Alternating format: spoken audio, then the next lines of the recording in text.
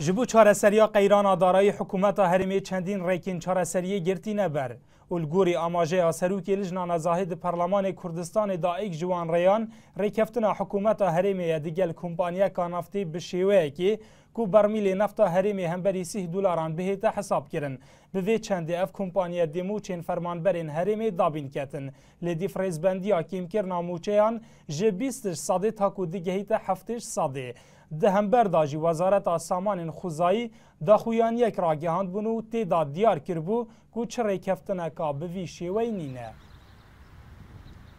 وقتها فنجافا مديتي واندامي لجنه بجدر افا وركشوف حكمتي دا مديت تشتكي جشبين وخوش افريكا يعني حكمت نفي كتان وزير نفي كتان في خبري باباشا وركشوبا وافشاك سازيا وافرينشنا باني نسر هندنا كوسلفاب دنا خلكيكي نلسر هندنا مشاريع عجرك ادي بي افكان هكا سر موچي جنين بابوشترين نخاري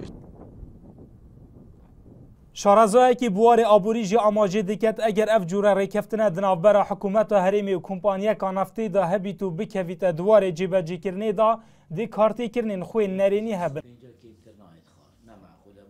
Belê eger ev çê bicî ew kompanî de her faydê xwe bêçe ser. Vêca ser wê girê besêt mînet eger ew kompaniye hesaba seranûkeya gazê kirbet bu müsteqbelî de herêm jê zararmend be çünkü bihayê gazê berew bilindbîn ve çi kêmtiriş ew nisbahatî xal kêmtir nabet li dîv esasiyat û awamiliyet iqtisadî. Alem gelekî mecîz bi gelekî ketî geleka kirê muşkila hemiya bijmeteş feqîr kirêdar insanî kirêdar bît geleka zehmete kirê kirê xwanî xwe bidet.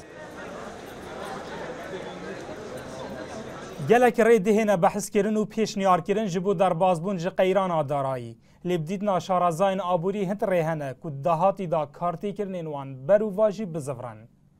Dilşad Hîmo, NRT Duhok.